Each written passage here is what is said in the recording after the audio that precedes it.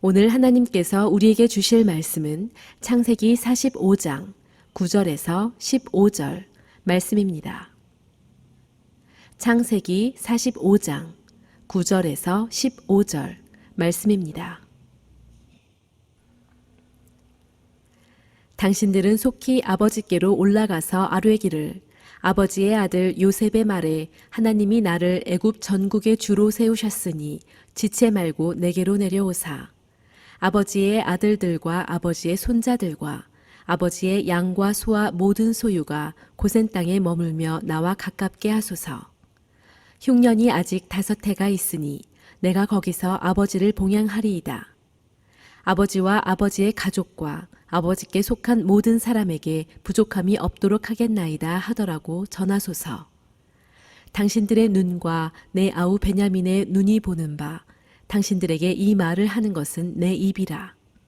당신들은 내가 애굽에서 누리는 영화와 당신들이 본 모든 것을 다 내 아버지께 아뢰고 속히 모시고 내려오소서 하며 자기 아우 베냐민의 목을 안고 우니 베냐민도 요셉의 목을 안고 우니라. 요셉이 또 형들과 입맞추며 안고 우니 형들이 그제서야 요셉과 말하니라. 아멘. 주님의 날 좋은 날입니다. 우리 옆에 분하고 서로 인사 나누겠습니다. 할렐루야. 주님의 사랑이 함께하길 바랍니다. 이렇게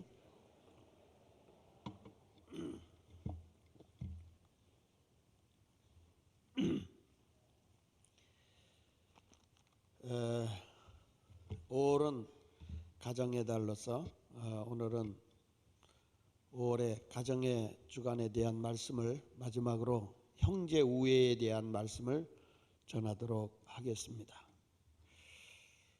사람이 관계가 좋을 때는 서로 사랑하고 따뜻하게 대해주기가 참 좋은데 형제 간에 서로 삐걱거리거나 경제적으로 차이가 나거나 또 형제 간에 누가 아프거나 하게 되면 피를 나눈 형제임에도 불구하고 상당히 거리를 두고 상당히 속상해하면서 때로는 원수같이 대하는 그런 경우도 종종 우리는 보게 됩니다. 그래도 형제는 피를 나눈 자이기 때문에 헤어질래야 헤어질 수 없는 그런 관계 아니겠습니까? 그래서 오늘 형제 우애에 대한 말씀을 좀 증거해 보려고 합니다. 옛 고을에 그 이태리에서 있었던 일인데 우발트라고 하는 한 청년이 있었습니다.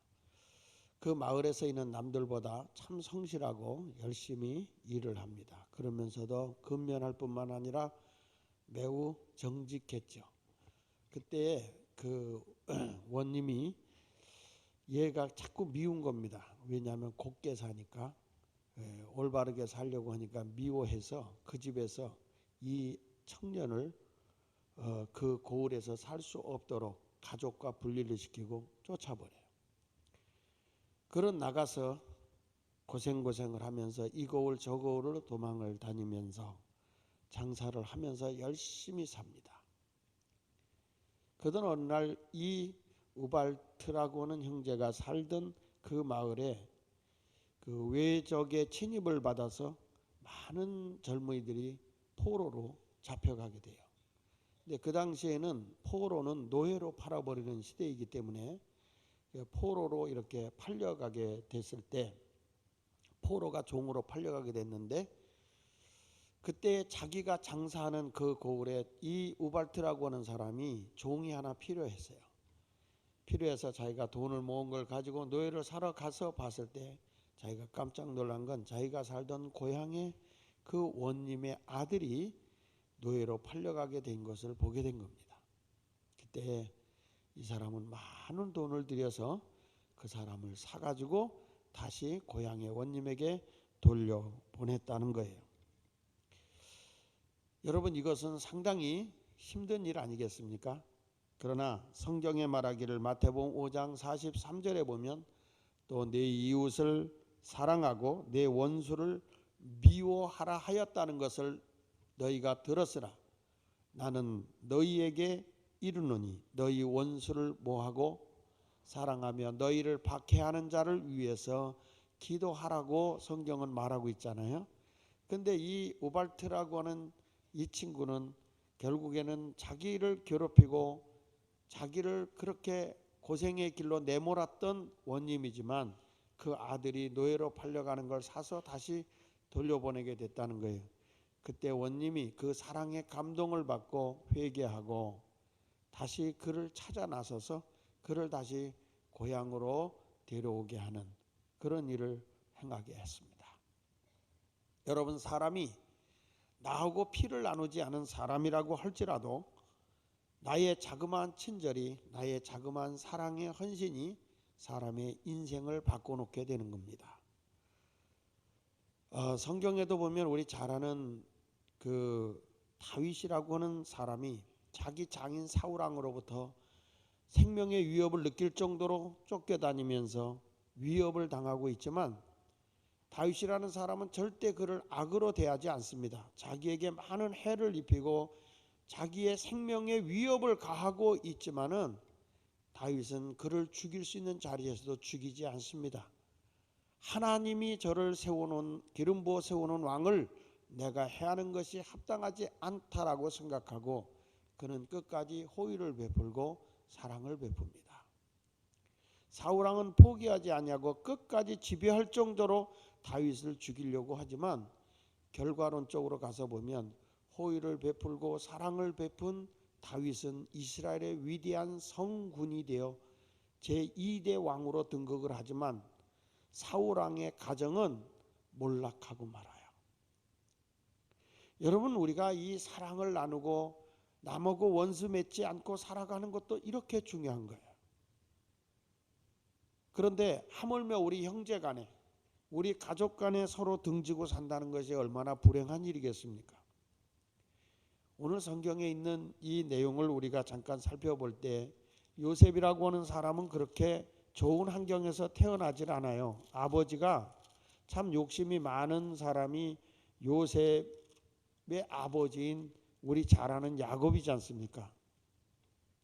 근데 이 야곱이라고 하는 사람이 참 그 아이를 한 여인의 배에서 낳았으면 괜찮은데 몇 여자의 배에서 낳냐면 넷 여자의 배에서 12아들을 낳습니다. 제일 자기 첫 아내죠. 원래는 이제 외삼촌 라반의 집에서 살면서 야곱의 눈이 든 사람이 라헬이에요. 그래서 라헬하고 결혼하고 싶어서 열심히 그 외삼촌에게 저 라헬을 나에게 달라. 근데 그 외삼촌이 뭐란 거 아니에요. 7년 동안 내가 무료로 우리 집에서 열심히 노예같이 일해주면 내가 내 딸을 너에게 주겠다. 그래서 요셉이 말이에요. 7년을 3일같이 일했다는 거예요. 7일같이 일했다는 거예요. 그냥 얼마나 그 라헬을 사랑했는지. 가지고 어느 날 뭐 방에서 둘이 식을 올리고 얼굴을 가리고 해서 그랬는지 둘이 딱 자고서 아침에 일어나 보니까 진짜 못난 여자가 딱 옆에 앉아 있는데 자기가 사랑한 여자는 라헬인데 그 집의 맏딸 레아가 옆에서 잔 거예요. 그 레아라고 하는 여자는 알력도 안 좋다고 그랬어요. 시력도 안 좋고. 그러니까 이 참 정이 안 드는 거예요. 야곱이라는 사람이. 그래도 어떡합니까? 어떻게 나를 속이고 이럴 수가 있습니까? 하고 항의하니까 원래 여기에 법이 맏딸을 제껴놓고 동생부터 시집 보내는 법이 없네. 근데 그 당시에는 근친상간 간에도 결혼할 수 있었고 근친 간에도 결혼할 수 있었고 그리고 여러 사람과 결혼할 수 있었기 때문에 그냥 일남다처죠. 그러면서 네가 원하면 7년만 더 열심히 일해. 그러면 네가 사랑하는 라헬을 줄게. 그 사이에 말이죠. 일하는 사이에 이 못생긴 여자도 능력은 있어요. 그래가지고 생산을 얼마나 잘하는지. 아이를 그냥 툭 하면 낳고 툭 하면 낳고. 그래가지고 이 라헬이라고 하는 여자하고 결혼하기 전에 레아라고 하는 여자가 몇 명의 아이를 낳냐면 자그마치 6애를 낳아요. 근데 처음에 넷을 낳고 나서 자기 애가 끊어진 것 같이 여겨져서 자기 몸종으로 있었던 여자 실바를 통해서 시바지를 하게 하자. 그 이유가 왜냐하면 질투가 나서 그런 거예요. 이 라헬이 자기 아이를 낳을 수가 없잖아요. 없으니까 그때 누구를 하냐면 자기의 시녀, 그때는 뭐 가구처럼 취급할 때니까 시녀인 비라에게 야곱에게 넣어주면서 빨리 여기서 해라든 나라, 내 대신 시바지가 되게 해라. 그래서 비라가 애를 둘을 낳아요. 그게 단하고 납달리라고 하는 둘을 낳아. 그러니까 이 여자가 넷 낳고 나서 레아가 안 되겠다. 그래서 자기 또 몸종인 실바를 집어넣어서 또 애를 낳아요. 그 둘을 낳아. 그 둘을 낳는데 하나님이 너무 욕심이 많아서 그런지 또 레아에게 둘을 또 나중에 줘요. 그래가지고 몇 알을 낳냐면 6, 둘 그래서 열을 낳는데 뒤늦게 하나님이 이제 라헬을 긍휼히 여기시고 그에게 11번째 아이를 줬는데 그게 바로 오늘 여러분에게 말씀하는 요셉이에요. 요셉. 그리고 그 뒤에 동생 12번째 난 게 베냐민이고요. 그러니까 여기서부터 여러분 이루어진 게 12지파가 이루어지게 되는데 저는 오늘 요셉에 대한 얘기를 하려고 합니다. 그러니까 요셉이라는 사람이 늦게 이제 출생을 했는데 이 어린아이인 요셉이 참 기도를 많이 해서 그런지 꿈이 있어요. 그러니까 그가 기도하다 꿈을 꿨는데 늘 형님들에게 무슨 얘기하는 거냐면 내가 어젯밤에 꿈을 꿨는데 형님들의 볕단이 있는데 그 볕단이 내 볕단한테 다 절하더라. 그러니까 형들이 열받는 거예요. 내가 이 다음에 네 밑에 가서 절한다는 거냐? 아 글쎄 내 꿈에 그런 꿈이 보이던데. 그 다음 날은 또 꿈 꾸거더니 아니 세상에 형들의 별이 10개가 있었잖아. 그 10개가 나한테 절하는 거야. 근데 그 10개만 절하는 게 아니야. 해와 달도 나한테 절하던데. 그러니까 형들이 벌써 딱 눈치채고 그러면 엄마 아버지도 너한테 절하냐? 그 다음부터 요셉이 찍힌 거예요. 형제간에 막 갈등이 많았던 거죠. 요셉만 보면 욕을 하는 거죠. 꿈쟁이 온다. 그러면서 이 요셉을 또 별나게 아버지인 야곱이 차별적으로 옷을 좋은 걸 입히면서 차별적으로 사랑을 했어요. 그러니까 10 형들이 동생 저 요셉을 상당히 미워하다가 어느 날 아버지 심부름을 받고 요셉이 아버지의 심부름을 하러 갔는데 형들이 미워해가지고 요셉을 이제 종으로 팔아버린 거잖아요. 고생해서 보디발의 가정에 노예 생활하다가 거기서 어떻게 억울한 누명을 쓰고 간통죄라고 억울한 누명을 쓰고 어디로 갔냐면 그 감옥에 가게 된 거예요. 요즘에는 교회들마다 이단이 자꾸 들어와요. 이단이 들어와 가지고 특별히 신천지가 심한데 자꾸 교회를 불신하게 만들어요. 가지고 목사가 뭐 교회 재산을 빼돌렸다, 목사가 교회 재정을 막 빼돌렸다, 막 이런 식으로 막 교회를 불신하게 만들어 가지고 혼란하게 하는 거거든요. 그러니까 요셉도 그런 일이 있어요.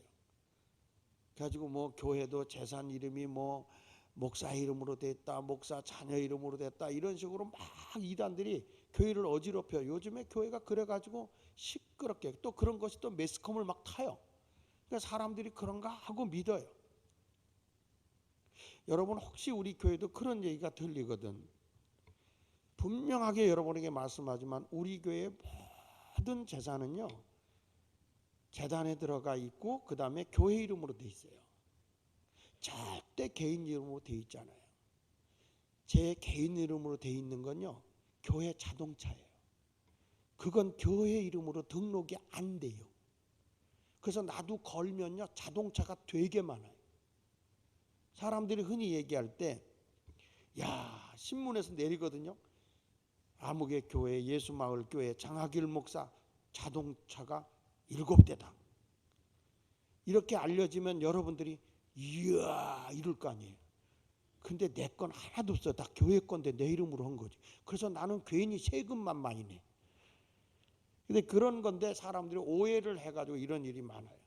그래서 요즘에 하도 그런 것들이 많아서 내가 우리 교회에다가 이용주 권사님마다 말을 하지 않았지만은 인터넷상으로 교회에 재산 등록돼 있는 걸 다 좀 이렇게 띄워줬으면 좋겠어. 왜 그러냐면 교회라는 게 다 이름이 교회 이름으로 돼 있어요. 우리 장로님들이 행정력 그런 거 다 잘해요. 저도 그런 걸 지금까지 하면서 그런 거에 대해서 사심을 가지고 한 적은 없어요. 그러니까 이단들에게 넘어가지 않길 바랍니다. 이 혼란함이 없어야 돼. 교회는 다 이게 안정되고 가야 되거든. 근데 오늘 요셉이라는 사람도 막 그 보디발의 아내가 누명을 뒤집어 씌우는 거예요. 아니 쥐가 요셉을 붙잡고 늘어져 가지고 막 나하고 요셉 놀아 그러니까 난 하나님께 죄를 범할 수 없어요. 이 남자를 붙잡고 늘어지니까 요셉이 겉옷을 확 벗어버리고 도망갔단 말이에요. 중동 국가는 겉옷이 속옷이고 속옷이 겉옷이에요. 겉옷 벗었다는 것은 홀딱 벗은 거야. 홀딱 벗어버렸는데 저놈이 나를 간통하려고 그랬다 그러니 누가 안 믿겠어요. 그래서 요셉이 간통죄로 감옥에 간 거예요. 그런데 성경에 보면 이렇게 나오죠. 요셉이 감옥에 갔는데 하나님이 요셉과 함께함으로 간수장이가 요셉에게 맡긴 일은 돌아보지 않더라. 그러니까 요셉은 그것에 인정은 받아. 누가 함께하니까? 하나님. 여러분 보디발의 가정에서 그 가정 총리로 지내는 게 좋겠어요? 하나님이 함께하는 간통죄를 뒤집어 쓰고 감옥에 가는 게 좋겠어요? 하나님이 함께하는 간통죄를 뒤집어 쓰고 가는 게 좋아? 남의 얘기라고 그렇게 함부로 하면 안 돼요. 그러면 여러분 집에서 요셉이 아버지 사랑을 한몫 받을 때가 좋았겠어? 아니면은 노예로 팔려가는데 하나님이 함께함으로 하는 일이 형통하는 게 좋았겠어요? 1번 아버지 사랑받고 집에서 있을 때가 좋았다. 2번 하나님이 함께하면서 노예로 팔려가서 혀 빠지게 고생하는 그게 좋았다. 어느 게 좋아요? 1번이 좋지? 어느 교회 가면 2번이 좋대. 그래서 내가 그랬어. 내가 오늘 축복하겠다고. 집안 쫄딱 망하고 남의 집에 가가지고 아주 뼈 빠지게 설거지하면서 하나님이 함께하는 게 좋다고 생각하는 분은 오늘부로 여러분의 집안이 쫄딱 망하기를 내가 축복하겠습니다. 그랬더니 아무도 대답을 안 하더라고. 여러분 힘들고 어려운 억울한 누명을 쓰는데 하나님이 물론 함께 해주지만 얼마나 힘들겠어. 우리가 신앙생활하면서 하나님과 동행하지만 흥할 때도 있지만 쇠할 때도 있고 좋을 때도 있지만 나쁠 때도 있는 거예요. 그래도 우리의 신앙은 흔들림이 없어야 돼. 왜냐하면 하나님이 나를 붙잡아주고 있기 때문인 거예요. 요셉이 그곳에 가서 감옥에 갇혀서 있는 동안에 거기서 누굴 만나게 되냐면 왕을 보좌해주는 술 맡은 관원장을 만나게 되고 그의 꿈을 해몽해 줌으로 인해서 당신은 왕을 독살하려고 했던 죄가 무죄가 돼서 다시 복직을 하게 될 것입니다. 그 꿈을 해몽해 준 것 때문에 나중에 바로 왕의 꿈을 해몽하지 못할 때 이 술 맡은 관원장이 요셉에 대한 이야기를 해줌으로써 요셉이 바로 왕의 꿈을 해몽해 주고 애굽의 총리가 됩니다. 애굽의 총리가 돼서 그 7년 동안 풍년 들었을 때 엄청난 곡식을 준비하고 요셉은 상당히 성공한 사람이 되어 있고 많은 이 엄청난 에집트라고 하는 나라의 모든 재산을 다 관리하는 그런 총리였어요. 자, 애굽에는 양식이 많아요. 주변에 있는 국가들은 양식이 떨어져 흉년 들어서 먹고 살기가 어려웠어요. 이때에 요셉의 형들이 양식을 구하기 위해서 요셉에게 오게 됩니다. 그러니까 요셉이 와서 딱 열 형제가 머리를 숙이면서 양식을 사러 왔다라고 얘기를 하는데 요셉은 알아본 거예요. 형들을 알아보고 그 형들에게 뭐라고 얘기하는 거니? 당신들은 어디서 왔느냐? 통역을 세워놓고 애굽말로 했습니다. 어디서 왔느냐? 가나안에서 왔습니다.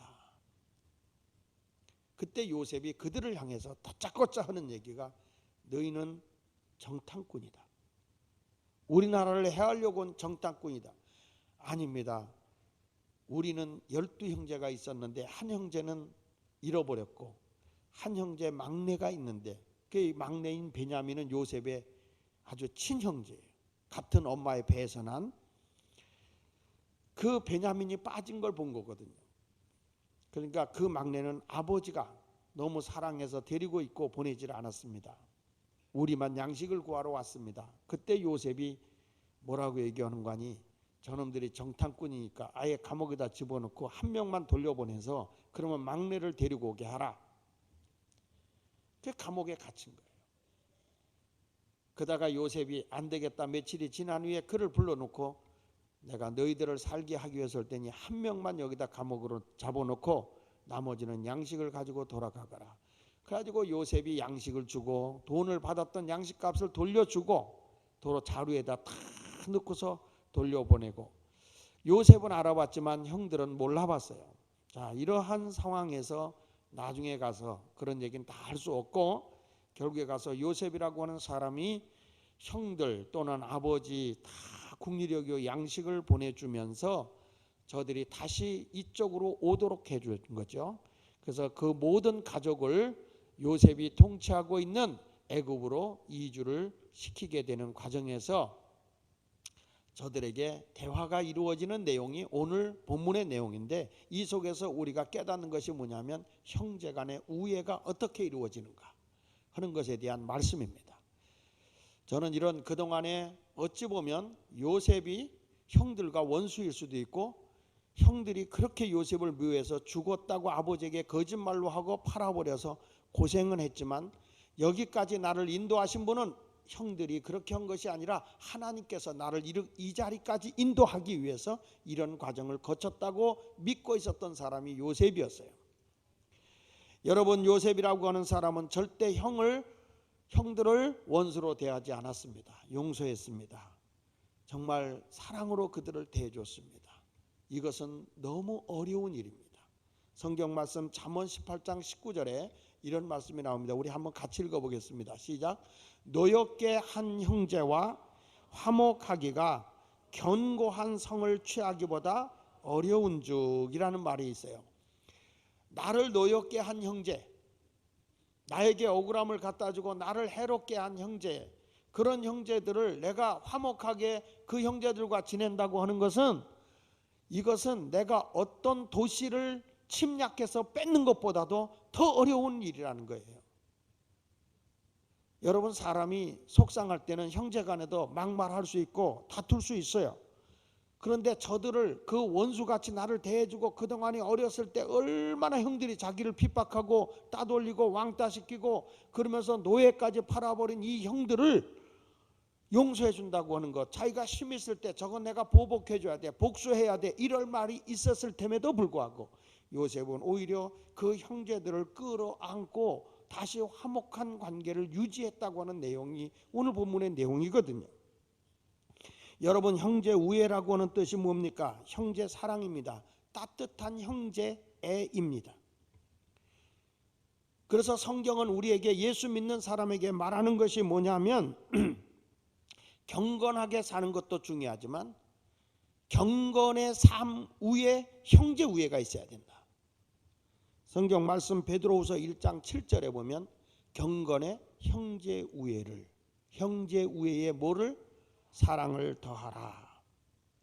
경건한 사람이라는 것은 자신의 뜻, 세상적인 것에 따라 살지 않고 하나님 중심으로 살아가는 사람입니다. 범사에 하나님의 영광만을 바라보고 헌신하며 살아가는 것, 오직 하나님 중심만을 생각하며 살아가는 것이 경건입니다.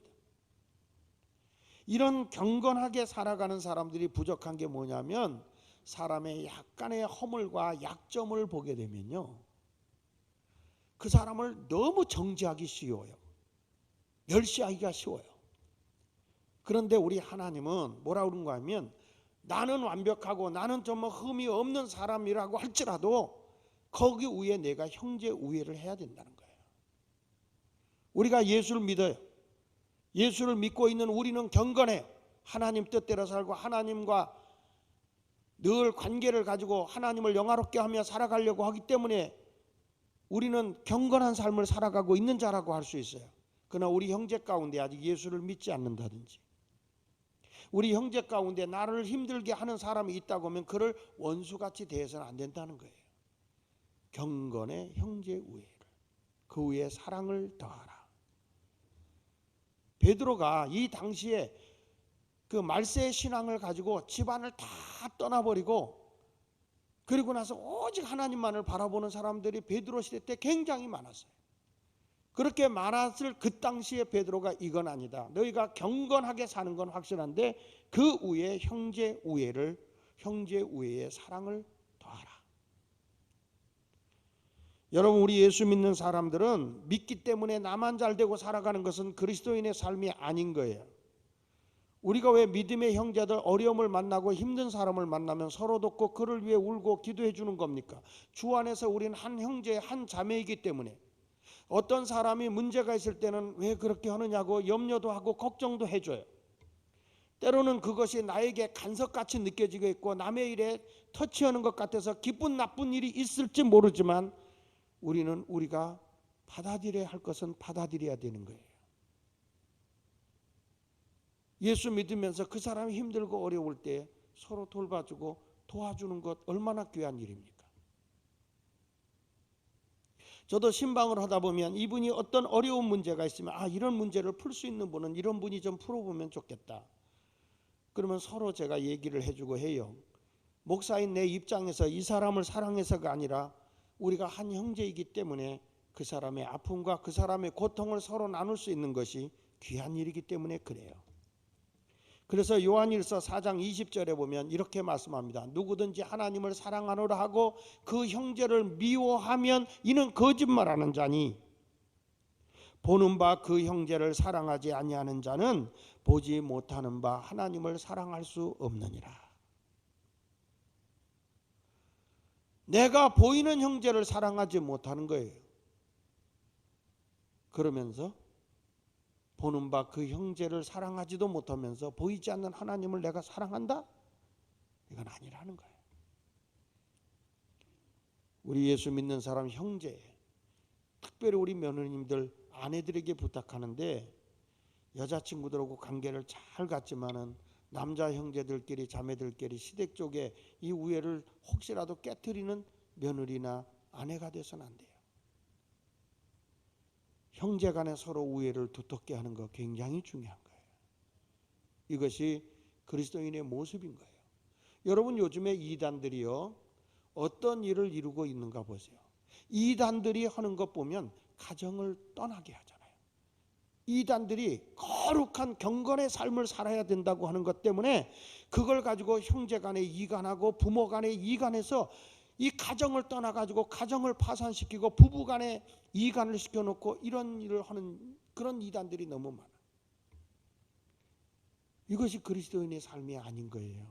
진정한 그리스도인은 형제 우애, 경건 안에서 형제 우애, 그 위에 사랑을 더하고 살아가야 되는 것이 그리스도인의 모습인 줄로 믿습니다.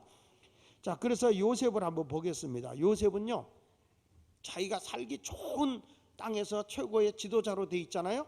그때의 요셉이라는 사람은 가족을 다 초청합니다. 아버지와 자기 동생만 초청하지 않습니다. 좋아하는 자만 초청하는 게 아닙니다. 자기를 미워하고 원수 같았던 형들, 형수들, 조카들 다 글로 초청장을 보내서 이민 오게 합니다. 그 흉년된 땅에서 그 가난하고 힘든 땅에 있지 말고 내가 여기서 편안하게 살 수 있도록 해줄 테니 일로 오세요. 형제들, 가족을 다 초청합니다. 창세기 45장 9절로 10절을 같이 한번 읽어보겠습니다. 시작.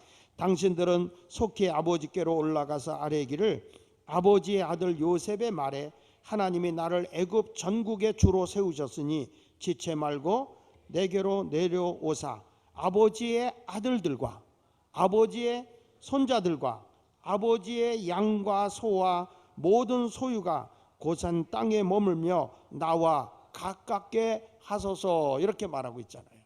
여기 보니까 아버지의 아들들, 그러니까 모든 요셉의 형제들이 그리고 손자들 다 자기 조카들이에요. 그러니까 거기에 따라오는 뭐 형수님들은 말할 것도 없겠죠. 다 초청한 겁니다.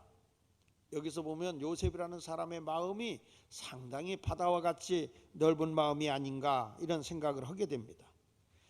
여러분, 성경은 우리에게 말씀하고 있습니다. 빌립보서 4장 4절 5절에 예수 믿는 사람에게 말하기를 주 안에서 항상 기뻐하라 내가 다시 말하노니 기뻐하라 하면서 너희 관용을 모든 사람에게 알게 하라. 관용이라고 하는 게 뭡니까? 있는 모습 그대로 넓게 그를 포용하고 용서하고 받아들이라는 것입니다. 형제간에 잘할 때는 다 의리 있을 수 있어요.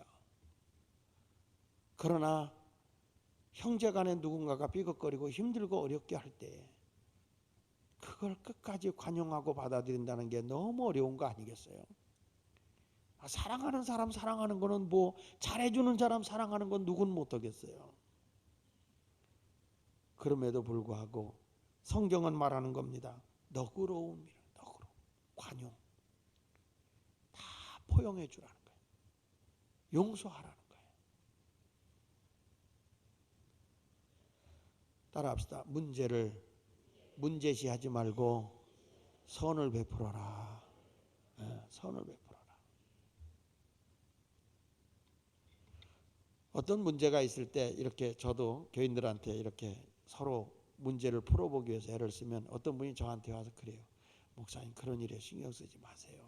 목사님은 목회만 하세요. 설교만 하세요.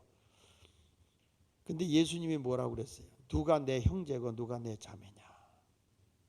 예수님이 말씀만 하지 않았거든요. 예수님은 울고 있는 자 찾아가서 같이 울어주기도 하고, 예수님은 병든 자의 집에 찾아가서 또 죄인의 집에 찾아가서 같이 밥을 먹어가면서 죽은 자의 삶을 살려주기도 하고 병든 자는 고쳐주기도 하고, 예수님이 그런 모습으로 함께 나누거든요. 우리 성도들에게 있어서 중요한 것은 우리는 믿음 식구, 주 안에서 한 형제입니다. 한 자매들입니다. 그들의 아픔을 간섭이라고 생각하지 말고요, 사랑의 관심이라고 하고 받아줬으면 좋겠어요. 그래서 우리는 그런 아름다운 신앙의 공동체를 누리며 내가 잘 되면 여기 와서 한번 해보세요. 힘들지만 성실하게 여기 와서 해보세요. 때로는 그가 나를 은혜를 베풀어 줬음에도 불구하고 은혜로 보답하지 않을 수도 있어요. 저도 오해를 많이 받아요. 사랑을 가지고 관심을 갖고 해주지만 그러나 그것을 목사가 날 이용해 먹으려고 그러나, 나를 뒤통수 치려고 그러나, 이렇게 오해하는 수도 혹가다 있을 수 있어요. 그렇지만 우리가 믿음의 형제고 믿음의 식구이기 때문에 서로 관심 가지고 사랑을 가지고 돌봐줄 수 있어야 됩니다. 우리 믿음의 식구들까지도, 우리 또 가족의 형제 우애도 두텁게 하기 위해서 오늘 요셉이라는 사람이 제일 먼저 어떤 거냐면 자기의 좋은 삶의 자리로 초대해 줬다고 하는 것, 이것이 바로 형제 우애의 시발점이 되기 시작한 거예요. 두 번째 가서 요셉은 뭘 했냐면 이렇게 말합니다. 아버지와 형님들의 가족까지도 자기가 부양해 주겠다는 겁니다. 부양을 해. 내가 잘 됐으니까 형님들 그리고 조카들 내가 부양해 주겠다. 자, 11절 한번 읽어볼까요? 11절 시작. 흉년이 아직 5해가 있으니 내가 거기서 아버지를 봉양하리이다. 아버지와 아버지의 가족과 아버지께 속한 모든 사람에게 부족함이 없도록 하겠나이다 하더라 전하소서. 지금 요셉이라고 하는 사람이 지금 애굽으로 형님들과 아버지, 조카, 형수들 다 초청해서 이곳에 살게 하고 있는데, 앞으로 형님들의 삶의 자리를 보니까, 아버지의 삶의 자리를 보니까 7년 풍년이 있고 난 뒤에 7년 흉년이 될 것을 하나님이 이미 보여준 것을 요셉은 알고 있잖아요. 그걸 준비해온 요셉이었기 때문에 이때 이주를 시킬 때가 흉년 들고 2년이 지나고 앞으로 5년 동안 더 흉년이 들 거라는 거죠. 그러니까 이 어려움이 더 많을 것이니까 우리 같으면 이렇게 말했을 것 같아요. 나부터도 혀 빠지게 고생 좀 해봐라. 이렇게 아주 통쾌하다. 여러분 말도 그렇죠. 아버지하고 동생만 데려오면 되지. 그런데 그런 게 아니야. 요셉이라는 사람은 다 정말 바다같이 넓은 마음이야. 다 받아들이면서 5년 동안 앞으로 흉년이 들 거니까 여기 와서 거하시면 제가 아버지를 잘 봉양하겠습니다. 아버지를 봉양하는데 부모님이 말이에요. 형제간에 막 상하고 막 속상한 일이 있고 이런 일이 있을 때, 그런 일이 있을 때 봉양을 한다고 하는 것은 아버지한테만 잘한다는 건 아닐 거예요. 형제들에게도 잘하겠다고 하는 약속입니다. 요셉은 부모님을 보양할 뿐만 아니라 자기를 학대한 형제들까지도, 가족까지도 흉년 때에 다 돌봐주겠다는 형제 우애를 보여주고 있습니다. 요즘에는 점점 그런 게 없어지죠. 아주 잔인해지죠. 부모님들도 그냥 모시려고 하지 않죠. 그냥 다 따로 떨어서 뭐 어디로 보내려고 그러고 형제하고 같이 담 쌓고 자꾸 나를 귀찮게 하고 힘들게 해서 형제간에 담 쌓고 이렇게 지내는 분도 있을 거예요. 그런데 성경에 여기 있는 말씀에 보면 그렇지 않다는 거예요. 우리가 부모님들도 잘 모셔야 되고 부모님을 잘 모시는데 형제간에 화목하게 지내는 것만큼 부모들이 기뻐하는 일이 어디 있겠어요. 형제간에 막 으르렁대고 부모 앞에서 싸워보세요. 부모 마음이 행복하시겠습니까? 형제간에 막 재밌게 놀고 깔깔대고 웃고 의좋게 지내는 거, 그것만큼 귀한 일이 없을 거라고 생각해요. 제가 그저께 밤에 저녁에 우리 원전도사님 둘째 아기를 제가 이렇게 안고 큰애한테 목사님이 아기 데려다 키울까? 그러면 모든 아이들의 상식이 안 돼 이러고 우는 게 상식이에요. 근데 우리 원전도사님의 애는요, 그래, 하다 키우래. 진짜? 너 엄마하고 너하고 둘이만 살 수 있어? 아기는 목사님 데려가면 되겠어? 그래.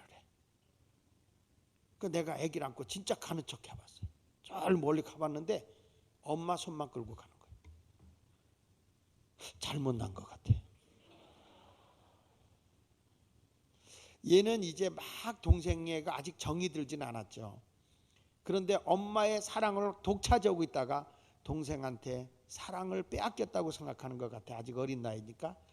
그러니까 걔가 싫은 거예요. 이건 누가 가르쳐 주지 않아도. 그래서 인간은 죄성이 흐르고 있는 거예요. 싫은 거예요. 질투하는 거예요. 제가 내 엄마의 사랑을 뺏어갔어. 그러다가 어느 정도 지나고 나면 둘이 형제간에 사랑이 싹들 거예요. 그렇죠?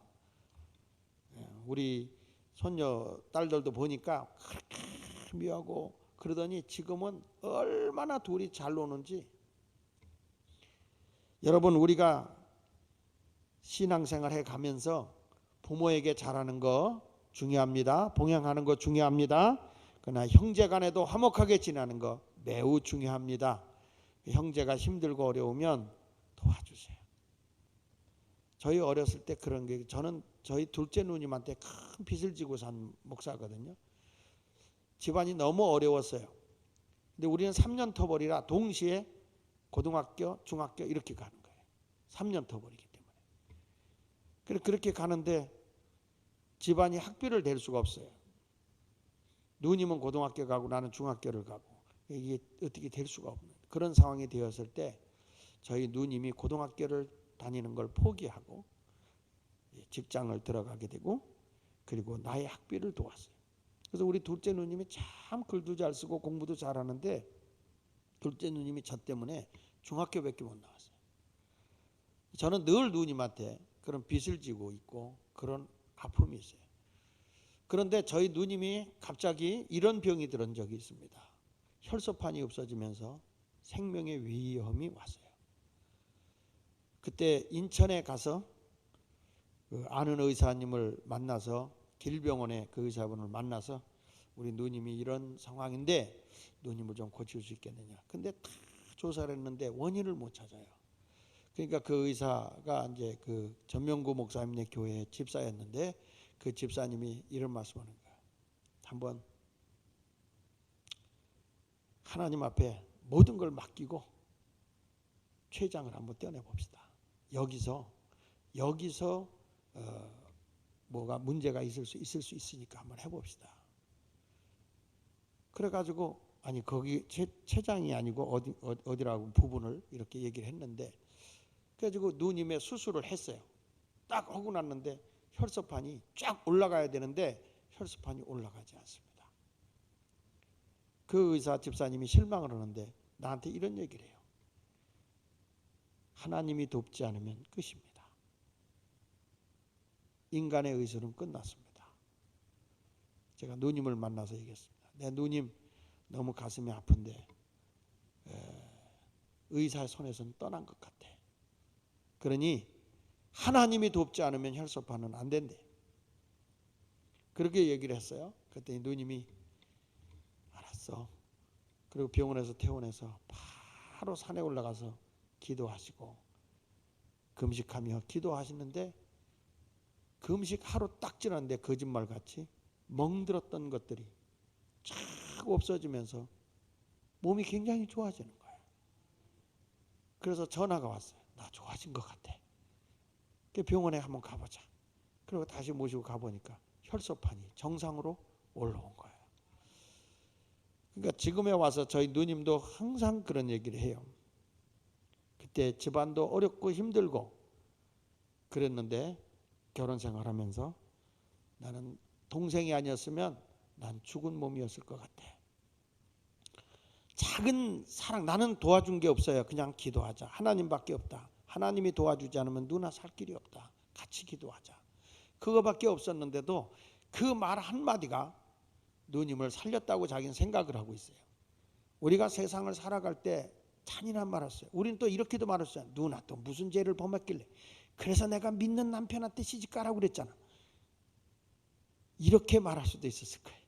그러면 그게 엉어리가 되었을 거예요. 근데 하나님께서 우리의 모든 것을 다 이루어 주신다는 걸 믿고 따뜻한 말, 위로와 용기를 주는 것도 여러분 형제 우애 중에 하나더라고요. 오늘부터 낙심하는 건 뭐 물질적인 것도 중요하지만 여러분의 아름다운 따뜻한 말을 나누는 형제 우애가 있는 가정이 되었으면 좋겠습니다. 마지막으로 여기 보니까 형제 우애를 이렇게 하면 좋겠습니다. 14절부터 15절에 이렇게 말하잖아요. 자, 형제들을 만났습니다. 그때 형제들을 만났을 때 시작.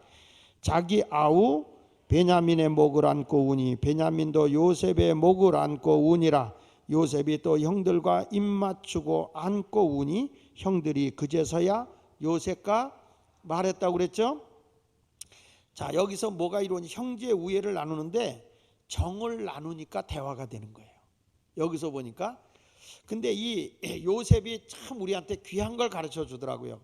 요셉이 딱 왔는데 열 형들은 이복 형제들이에요. 배가 다르나요. 근데 열 형제들이 자기를 그렇게 미워했어요. 아무리 가깝게 대해주려고 해도 서먹한 게 있겠죠. 어색함이 있겠죠. 여러분은 없나? 있어요. 근데 요셉이 누굴 먼저 끌어안고 우냐면 자기 아우 베냐민이에요. 같은 배의 친동생이에요. 그 베냐민의 목을 안고 울어요. 베냐민도 요셉의 목을 안고 울어요. 형제 우애를 하는 것은 여러분 억지로가 아니라 제일 먼저 뭐가 있냐면 내가 할 수 있는 쉬운 것부터 시작하면 돼요. 너무 어려운 게 아니라 아주 쉬운 것부터. 이거는 뭐 형제 끌어안는 거 쉬운 거예요. 내 친형제 끌어안는 거 아주 쉬운 거예요. 목을 끌어안고 울었다. 아우도 형의 목을 끌어안고 울었다. 그것이 있고 난 뒤에 좀 어색한 요셉의 형들과 입맞추며 안고 우니 그랬죠. 그 다음에 좀 멀어져 있는 형님들에게 다가간 거예요. 그 형님들을 끌어안는 거죠. 형님들도 보니까 동생을 와락 끌어안고, 여러분도 그렇습니다. 처음엔요 이렇게 가까운 사람 먼저 끌어안아지게 돼 있어요. 그리고 보니까 옆 사람이 좀 미안하거든. 그래서 얼떨결에 끌어안는 거예요. 지금 이렇게 해서 요셉이라는 사람이 끌어안고 그러면서 입을 맞추고 있는 이 모습을 보니까, 그리고 나니까 뭐냐, 요셉과 뭐가 이루어졌다고 그러냐면 대화가 이루어지는 거예요. 요셉과 대화가 이루어졌다라고 말하고 있는 거예요. 어려운 것부터 하려고 하지 말고 쉬운 것부터. 이런 일이 있었다고 그러잖아요. 어떤 사람이 자전거를 막 타고 다니는 거예요. 자기 또래인데 너무 좋아서 자전거를 타고 가는데 동생이 이 친구가 물은 거예요. 야, 너 참 자전거 좋은 거 가졌네. 비싸지? 이렇게 물어봤어요. 얘가 비싸지? 하고 물어보니까 몰라, 형이 사준 거야. 형이 사준 거야. 그랬더니 이 아이가 나도. 그 다음에 뭐라고 그랬을까요? 나도? 아니 방언하지 말고 확실하게 그냥 이거 하지 말고 나도 형이 있었으면 좋겠어. 형이 자전거를 그런 거 사줬으면 좋겠다. 이렇게 말할 것이라고 여러분이 생각하는 그대로 말한 게 아니에요. 나도 내 동생에 그런 자전거 사줘야지. 그 얘가 물었어요. 왜? 내 동생은 심장이 약해. 조금만 걸어도 호흡이 가쁘고. 그래서 나도 그런 자전거를 동생한테 사주고 싶어.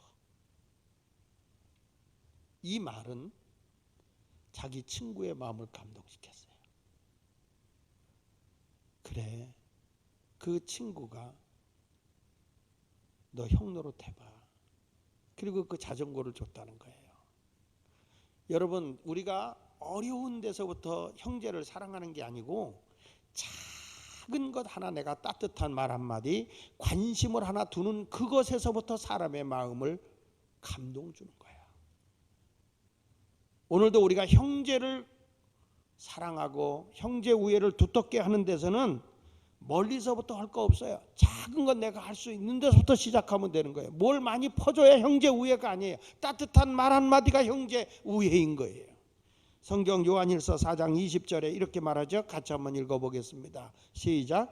누구든지 하나님을 사랑하노라 하고 그 형제를 미워하면 이는 거짓말하는 자니 보는 바 그 형제를 사랑하지 아니하는 자는 보지 못하는 바 하나님을 사랑할 수 없느니라. 우리가 이 계명을 주께 받았나니 하나님을 사랑하는 자는 또한 그 형제를 뭐하느니라? 사랑하느니라. 할렐루야. 하나님을 사랑하는 자는 또한 누구를 사랑한다고요? 그 형제를 사랑하느니라. 요셉이라는 사람은 분명히 형들에게 그런 얘기를 했어요. 나는 하나님을 경외하는 자다. 요셉의 그 형제들을 사랑할 수 있었던 것은 뭐냐? 하나님을 사랑하는 것이 형제를 사랑함으로 나타나야 된다는 거예요. 성경 마태복음 5장 9절에 말합니다. 화평케 하는 자는 복이 있나니 그들이 하나님의 아들이라고요. 우리 작은 거 쓸데없는 거 따지지 말고요. 좀 넓게 폭넓게 한번 받아들였으면 좋겠어요. 교회 어느 교회가 갈라졌는데 왜 갈라졌느냐 그랬더니 피아노를 하나 사놨는데 교회가 우측에 놓자 왼쪽에 놓자 그거 갖고 싸우다 갈라졌대요. 교회가. 여러분 이거 아무것도 아니잖아요. 근데 그런 거 갖고 싸우는 거예요. 서울 남자하고 경상도 여자하고 결혼을 했대요. 결혼을 했는데 둘이 막 언쟁하는 거예요. 이게 뭐냐면은 남자가 이런 얘기를 했다는 거예요. 오늘 우리 국수 먹자 그랬더니 국수 먹자 그랬대. 그랬더니 국수가 뭐예요? 국시지. 경상도 여자가 국시라고 그런 거예요. 그러니까 이 서울 남자가 아니 뭐 국수지 무슨 국시야. 그러니까 이 경상도 사투리 국시, 여기는 국수. 그 둘이 막 싸우는 거예요. 단어 하나 가지고. 그 뭐가 맞는지 우리 한번 가서 동네 가서 물어보자. 그래서 동네 한 어른에게 찾아가서 물어본 거예요. 국수하고 국시하고 달라요? 그랬더니 또 그분이 그랬더니 다르지. 그랬더니 그 어떻게 달라요? 그랬더니 국수는 밀가루로 만드는 거고 국시는 밀가리로 만드는 거라. 그러니까 아니 그러면 밀가루하고 밀가리하고 다른 게 뭐냐고.